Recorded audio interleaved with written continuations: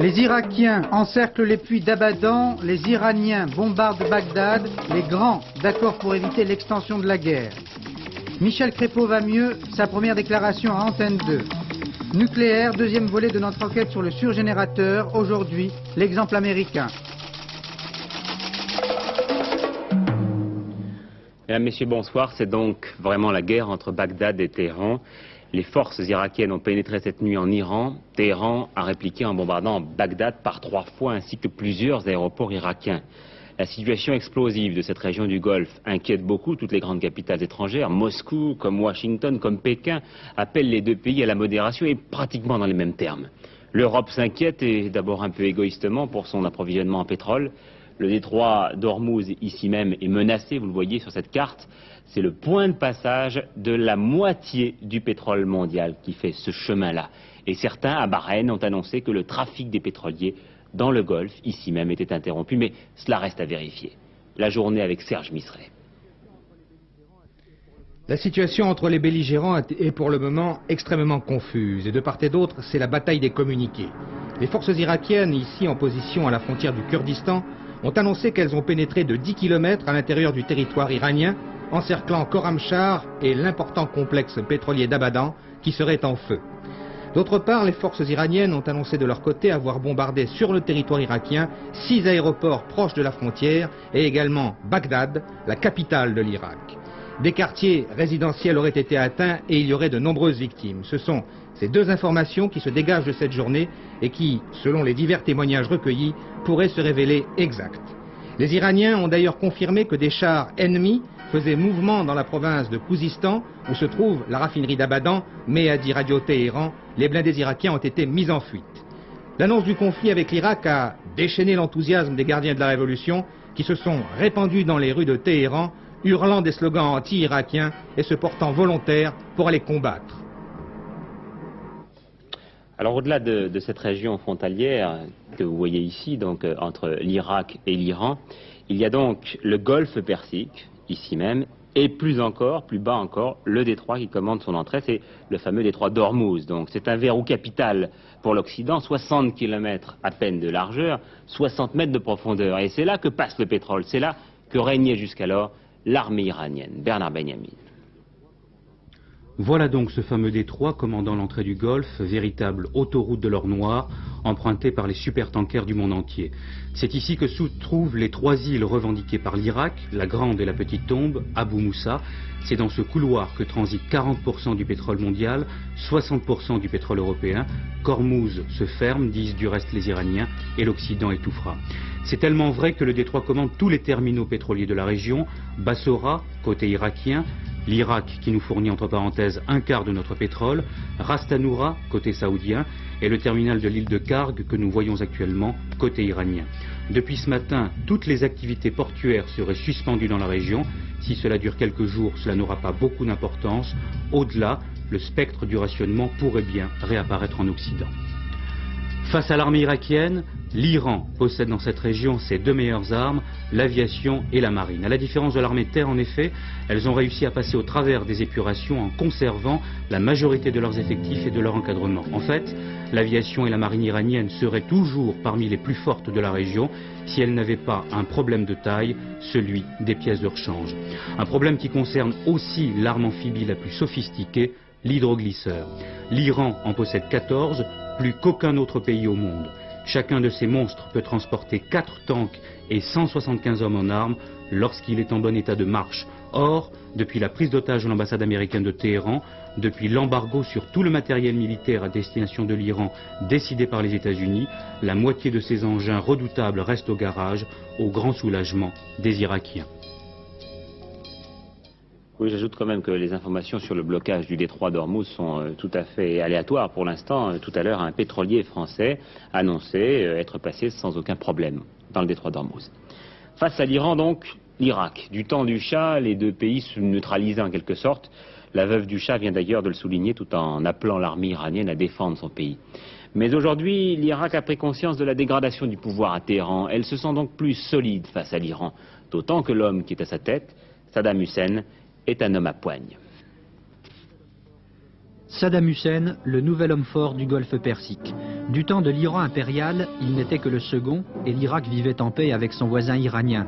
La chute du régime du Shah lui a fait penser qu'il pouvait être le premier. À l'intérieur de son pays, il est devenu le numéro 1 depuis le départ du général Bakr, le président de la République, et concentre la majorité des pouvoirs entre ses mains. Un traité d'amitié le lie depuis 8 ans à l'Union soviétique, ce qui ne l'empêche pas d'éliminer les communistes et toute velléité d'opposition à l'intérieur de son pays. Amnesty International estime ainsi que 100 prisonniers politiques sont exécutés chaque année en Irak. L'URSS a fourni à l'Irak la majeure partie de son armement, mais Saddam Hussein, surtout depuis l'intervention soviétique en Afghanistan, veut acheter ailleurs et la France lui a vendu une trentaine de Mirage F1. Hier isolé par sa politique de fermeté dans le monde arabe, l'Irak de Saddam Hussein a tenté de se réconcilier avec son frère ennemi, la Syrie du général Assad. Son objectif, faire échec au traité de paix entre l'Égypte et Israël, mais aussi renforcer ses alliances face à une révolution islamique en Iran qui le menace. Mais l'union avec la Syrie a rapidement volé en éclats. Aujourd'hui pourtant, l'autorité du régime irakien s'est imposée après le départ du Shah, et tout se passe comme si les dirigeants du Golfe le reconnaissaient comme le nouvel homme fort de la région. Les réactions dans le monde. Eh bien, le Conseil de sécurité des Nations Unies va tenir tout à l'heure une réunion de consultation. Les Anglais, eux, s'inquiètent parce que 4 de leurs ressortissants ont été tués dans un complexe pétrochimique irakien. Les Français ont préparé des plans d'évacuation pour leurs ressortissants, aussi bien en Irak qu'en Iran. Pour l'Irak, vous allez le voir, à partir de Bassora, qui est une ville du sud de l'Irak, vers le Koweït, qui n'est distant que de 30 km. Pour l'Iran, c'est un petit peu plus haut, vers la Turquie, par là. Quant aux 4 grandes capitales, elles ont toutes 3 lancé des appels à la modération et à la sagesse. C'est le cas de Moscou avec les Izvestia, c'est le cas de Pékin par la voix du nouveau Premier ministre Zhao Ziyang. C'est aussi le cas de Washington. Jimmy Carter vient il y a 1h30 de demander à tous les pays, y compris l'Union soviétique, de ne pas intervenir dans le conflit, et il semble même que les Américains soient prêts à appuyer une médiation dans le cadre de l'ONU. En ligne, Jacques Segui. Il n'a fallu hélas que quelques minutes aux Américains pour mettre sérieusement en doute et démentir enfin l'annonce faite par Bagdad de la libération des otages. Et le secrétaire d'État Edmond Muskie ce matin à New York vient de déclarer qu'il est probable que l'affaire restera gelée tant que l'Iran et l'Irak s'affronteront. Sur les combats eux-mêmes, les États-Unis sont d'une grande prudence. De Californie, où il est en tournée électorale, Jimmy Carter vient à l'instant même de lancer un appel à tous les pays, y compris l'URSS, pour qu'ils n'interviennent pas dans le conflit. La presse, de son côté, envisage les conséquences pétrolières de cette guerre, une guerre qui ne devrait pas être trop longue si on ne veut pas manquer de pétrole cet hiver. Car si les belligérants détruisaient leur propre production, ce sont les Occidentaux qui, à long terme, seraient pénalisés. Enfin, à noter que la prudence américaine révèle la faible influence actuelle dans le golfe Persique des États-Unis, ces derniers n'étant pas en mesure d'être écoutés ni par l'Irak ni par l'Iran. Ça dit, le sort des otages a quelque peu changé. Les étudiants islamiques viennent de nous apprendre que le transfert était décidé pour tous les otages qui se trouvaient dans les régions proches de la frontière irakienne et qui seront désormais transférés vers d'autres localités. Il faut dire donc que Bagdad, je vous le rappelle, avait annoncé cette libération des otages de Téhéran, mais il n'en était rien, et en ce moment même, le Parlement iranien débat toujours du sort des 50 Américains. Inutile de vous dire que la bourse suit avec inquiétude le développement de ce conflit. On a remarqué une nouvelle hausse de l'or qui retrouve ainsi son cours de février, 718 $ l'once. En revanche, grande fermeté du dollar et de la livre à Paris comme à Francfort. Pas de réaction officielle du gouvernement français, ce sera sans doute le cas demain en Conseil des ministres. François Mitterrand, lui, a évoqué les conséquences de cette guerre irano-irakienne. On pourrait très bien penser qu'il s'agisse d'une initiative spécifiquement irakienne pour exercer le leadership du monde arabe, avec la meilleure armée sans doute. Et disposant du Tchot el-Arabe, avec le contrôle des productions pétrolières iraniennes qui sont en bordure précisément du Tchot el-Arabe et du Golfe Persique, ça pourrait être simplement un phénomène de puissance propre à l'Irak, jouant des contradictions des autres. D'ailleurs, c'est peut-être l'explication la plus simple, il me paraît la meilleure. Aux autres de se débrouiller. les Américains se disant, tiens, c'était un moyen de pression sur l'Iran. L'Iran va avoir besoin d'armement, leur armement est américain, il faut bien qu'ils remplacent leurs pièces, donc à qui est-ce qu'ils vont s'adresser? Les Russes se disant, mais c'est une bonne occasion de décélérer l'affaire iranienne, ou le contraire. François Mitterrand qui participait à une journée sur la planification organisée par son parti au Palais Bourbon. Le rapport avait été confié à Michel Rocard. Les socialistes ont réclamé un débat sur le 8e plan. Quant aux communistes dont les parlementaires étaient eux aussi réunis en journée d'études, eh bien, ils réclament un débat suivi d'un vote, mais sur l'ensemble de la politique économique et sociale du gouvernement. Le point maintenant sur l'enlèvement de Bernard Gall, ce notaire lyonnais. La famille veut payer la rançon de 5 millions de francs, mais ne veut pas que la police s'en mêle. François Cornet. Bernard Gall avait quitté sa résidence secondaire située sur la rive gauche du Rhône vers 7h30 hier matin pour se rendre à son bureau dans le centre de Lyon. Il n'est jamais arrivé. Peu après le rapt, son beau-père, important notaire de la cité rhodanienne, recevait une demande de rançon de 5 millions de francs. Depuis, plus rien. L'inquiétude, bien sûr, de la famille grandit d'heure en heure. Ce soir, maître Louis Chêne a voulu lancer un appel aux ravisseurs de son gendre. Je ne connais pas les raisons de cet enlèvement, mais ce que je peux dire, c'est que ma famille est sans nouvelles depuis hier midi et qu'elle vit dans une attente angoissée. Je lance donc un nouvel appel pressant aux ravisseurs de mon gendre pour qu'ils reprennent contact avec moi directement ou indirectement. Je ne pense qu'à l'angoisse de mon gendre, de ma fille, de mes petits-enfants. Je suis prêt à suivre avec la plus entière discrétion les instructions qui me seront données pour parvenir à la libération de mon gendre. Seul élément positif de l'enquête pour l'instant, la voiture de Bernard Gall, retrouvée ce matin dans un parking de Lyon. Industrie, ça bouge encore dans l'automobile. Demain, la direction de Peugeot devrait annoncer une restructuration de son réseau commercial qui serait couplé avec celui de Talbot, ex-Simca. La redevance TV, eh bien, le projet de loi de finances prévoit une augmentation de 8%. Cela la ferait passer à 238 francs pour les postes en noir et blanc et à 358 francs pour les postes couleur. C'est une grande partie de ces recettes qui ira à la création. Et puis le point sur les inondations dans les départements de la Loire et de l'Ardèche. Ce soir, Patrick Esther, on peut dire que la vie renaît. Demain, mercredi, les jeunes des écoles publiques et privées sont invités à se joindre aux 500 pompiers et militaires qui déblayent les rues. Il faut tout laver, mais cruelle ironie, c'est l'eau courante qui fait défaut. Et pendant plusieurs jours encore, dans certains quartiers, la population boira l'eau des citernes. Aujourd'hui, une commission spéciale a débloqué les premiers crédits aux particuliers et aux artisans qui ont tout perdu.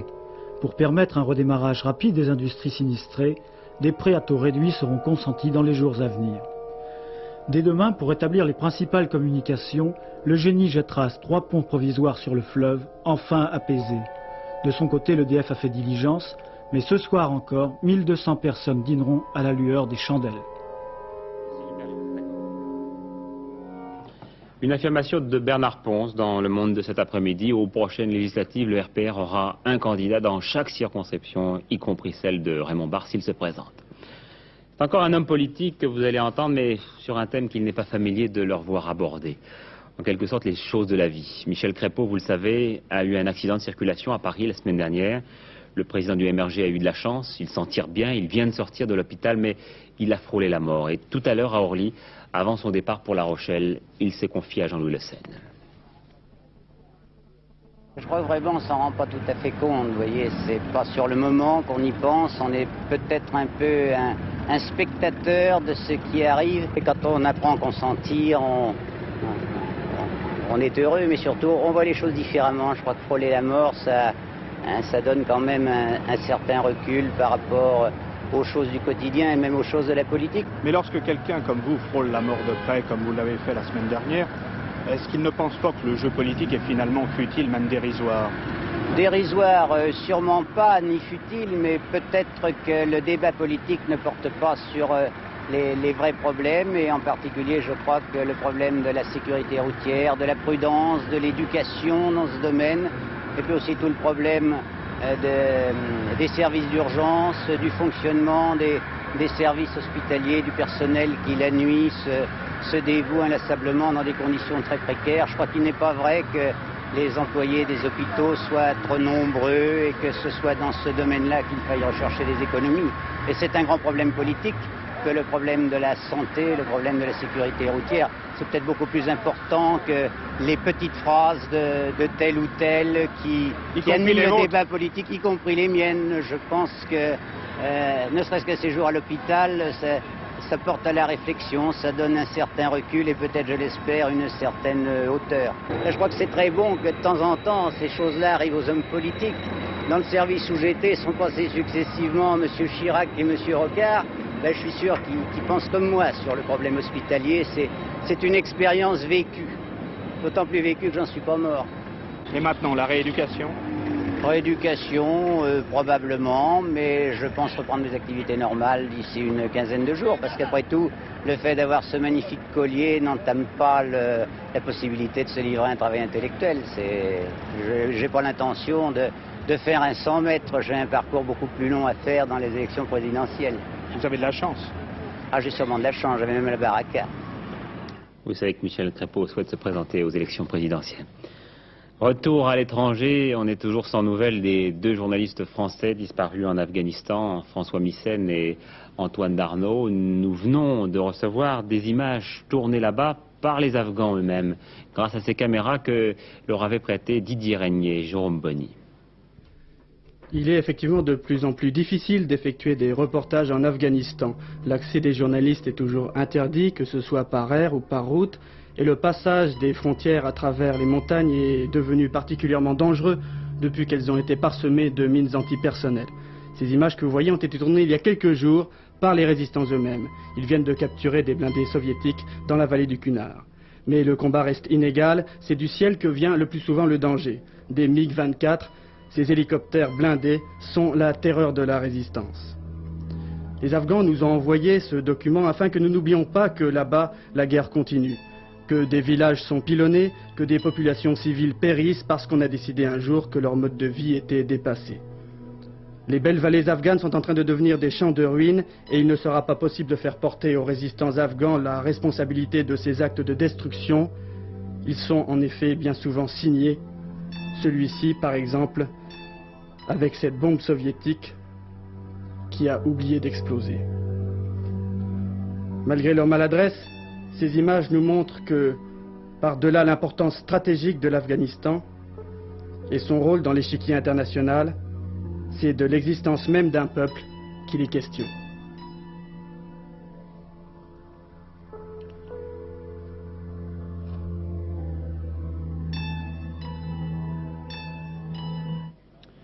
Pologne, Lech Walesa rend hommage à certains dirigeants polonais, au premier rang desquels M. Jagielski, son interlocuteur de Gdansk. Cela dit, Lech Walesa ajoute que tous les dirigeants du sommet ne sont pas de cette qualité. C'est quand même une déclaration assez surprenante de la part du leader ouvrier qui avait été beaucoup plus dur pour le régime la semaine dernière. Chine, Valéry Giscard d'Estaing invite Maurice Couve de Murville et Jean Le Canu à l'accompagner lors du voyage qu'il effectuera là-bas à la mi-octobre. Tous deux sont respectivement présidents de la Commission des Affaires étrangères de l'Assemblée et du Sénat. Et puis la suite de notre grande enquête sur les surrégénérateurs, aujourd'hui avec Bernard Rapp, le cas américain. Ici, la fée électricité est devenue reine. Les États-Unis, premier producteur et premier consommateur mondial d'énergie.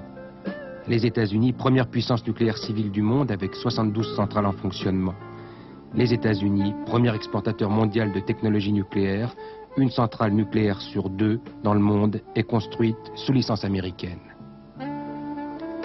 Les États-Unis pourtant, où jusqu'à ce jour, Jimmy Carter a toujours dit non au surrégénérateur commercial.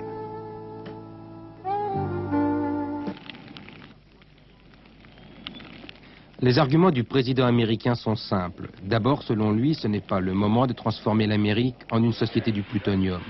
Après l'accident de 3 Mile Island, l'attention des techniciens doit plutôt être centrée sur les moyens d'améliorer la sécurité dans les centrales classiques. Deuxième point pour Jimmy Carter, le nucléaire n'est pas aussi fondamental qu'on le dit. Et d'ici à ce que le surrégénérateur soit rentable, aux environs de l'an 2020, d'autres procédés auront peut-être été mis au point. Enfin, dernière raison du refus du chef de la Maison-Blanche, les risques de prolifération. Le fonctionnement de surrégénérateurs commerciaux mettrait en circulation des milliers de tonnes de plutonium.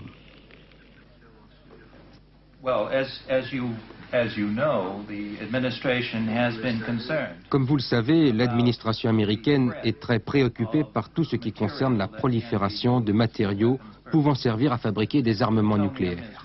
Or, le plutonium en est un. Et c'est pourquoi nous pensons que la commercialisation, donc la vente de surrégénérateurs, peut être dangereuse si elle concerne des pays qui ne disposent ni de la technologie, ni des besoins de posséder un tel réacteur.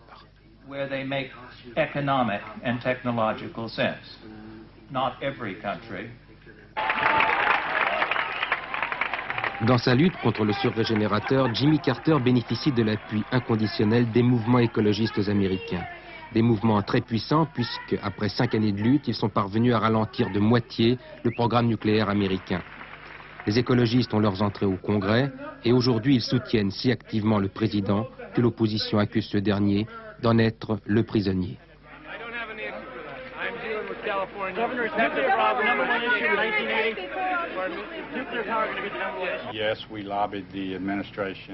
Oui, nous avons fait très durement pression sur l'administration et sur le président Carter pour qu'il rejette le programme de surrégénérateurs commerciaux. Que se passera-t-il si le programme reprend? Que fera votre communauté? Si ça arrive, nous reprendrons la lutte.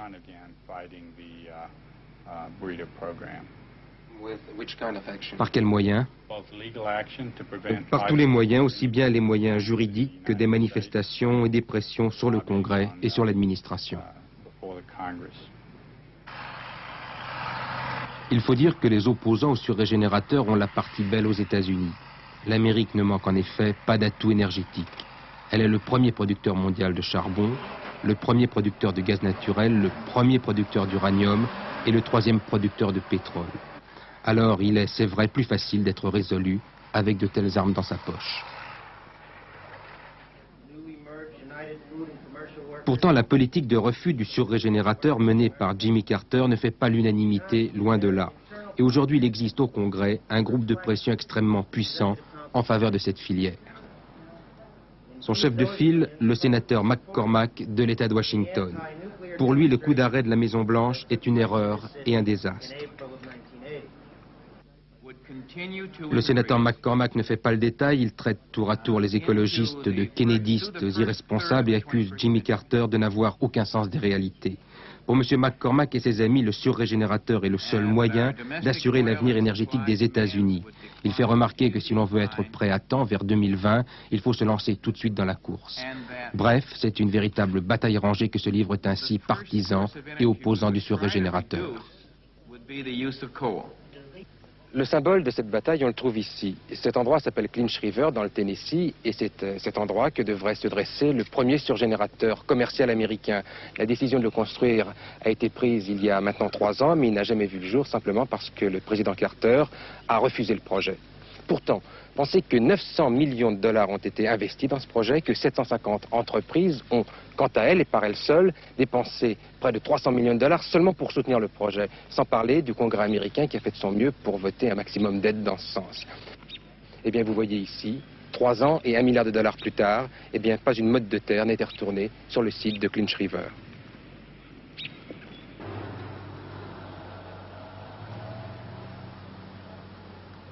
Et pourtant, tout est prêt pour le jour où l'administration donnera le feu vert. Dans des hangars tels que celui-ci sont entreposées des pièces du futur surrégénérateur. Discrètement, elles attendent. Ici, c'est le générateur de vapeur, une pièce ultra sophistiquée qui a coûté plusieurs millions de dollars. On nous expliquera en passant que c'est un prototype révolutionnaire.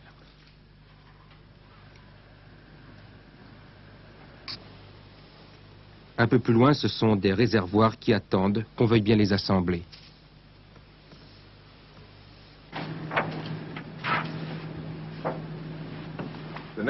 Car les milieux d'affaires en sont convaincus, un jour ou l'autre, ils prendront part à l'aventure. Ainsi, l'association des compagnies électriques ne ménage pas ses efforts pour démontrer, courbes à l'appui, que le surrégénérateur est indispensable à l'économie du pays. dans la logique du développement industriel américain, son approche est sans faille. Les électriciens contestent par ailleurs que le surrégénérateur contribue plus qu'un autre réacteur à la prolifération. Et chacun a bien sûr présent à l'esprit l'échéance électorale de novembre, car l'arrivée au pouvoir de Ronald Reagan bouleverserait la situation.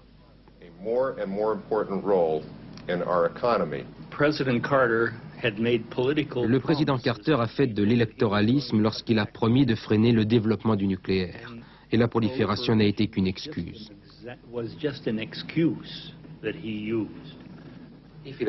S'il est élu, pensez-vous que Ronald Reagan donnera le feu vert au surrégénérateur?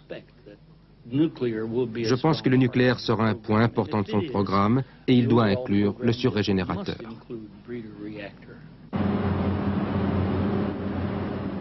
Jimmy Carter a refusé de fabriquer le surrégénérateur commercial.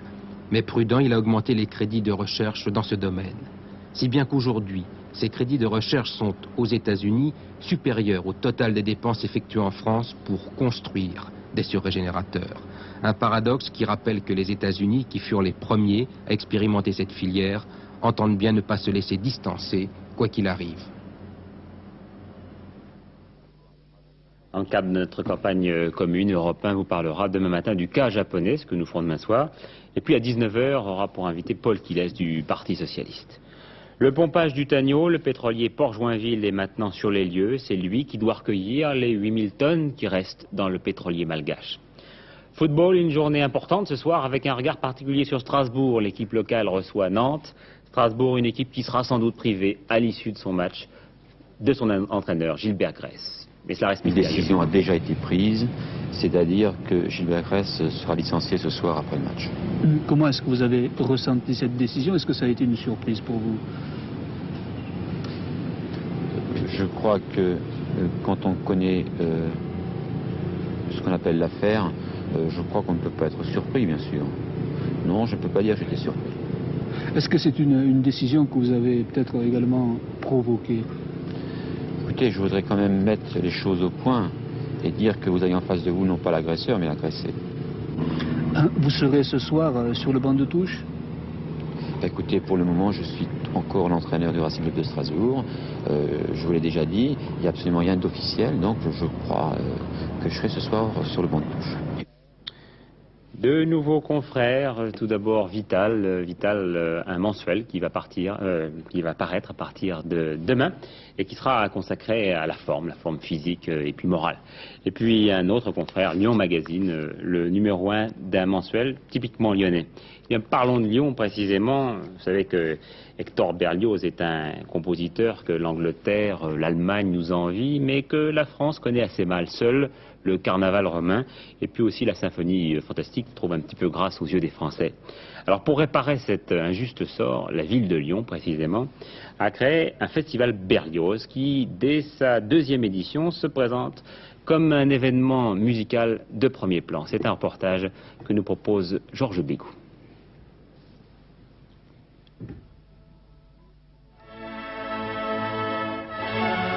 Le festival Berlioz commence d'abord dans la rue. Le jeune orchestre du conservatoire et les centaines de choristes étudiants ont des milliers de spectateurs pour l'interprétation des cantates. D'autres concerts ont lieu à quelques kilomètres de là, à la Côte-Saint-André, ville natale d'Hector Berlioz. Mais l'événement cette année est la création des Troyens, un opéra imposant, gigantesque, que personne en France jusqu'ici n'avait osé monter dans son intégralité. À l'instigation de Serge Baudot, chef d'orchestre de l'Opéra de Lyon, c'est chose faite. Si Berlioz a mis seulement 2 années pour écrire tout l'ouvrage, en ayant d'abord écrit le livret, en l'ayant remanié ensuite et écrit la musique, je crois que c'est en fait parce que toute la vie, inconsciemment ou consciemment, cet ouvrage était en lui.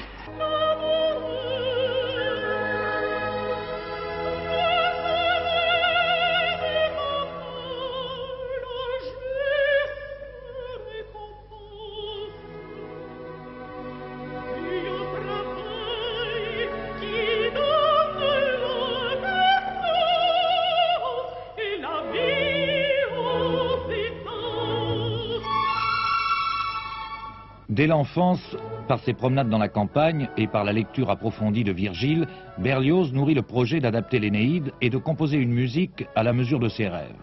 Vers la fin de sa vie, en pleine possession de sa technique, il édifie un spectacle total, où la symphonie se marie à l'expression lyrique des personnages Cassandre, Corrèbe, Priam, Didon et les autres que vous connaissez.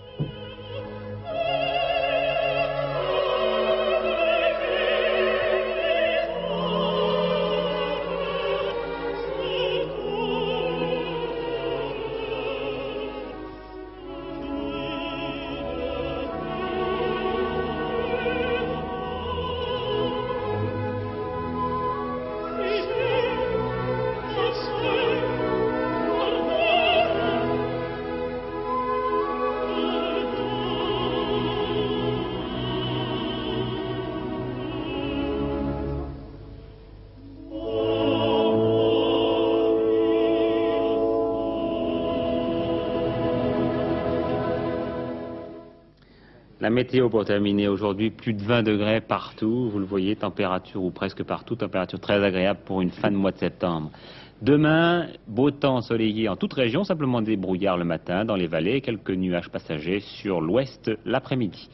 Votre dernier journal sera présenté par Paul Amar après les dossiers de l'écran, donc vers 23h30. Et puis demain, antenne du midi, eh bien, nous recevrons Marie Thirion, qui est pédiatre, qui est un grand défenseur de l'allaitement et qui vient précisément d'écrire un livre sur l'allaitement. Je vous souhaite à tous une très très bonne soirée et je vous retrouverai donc demain à 12h45 puis à 20h.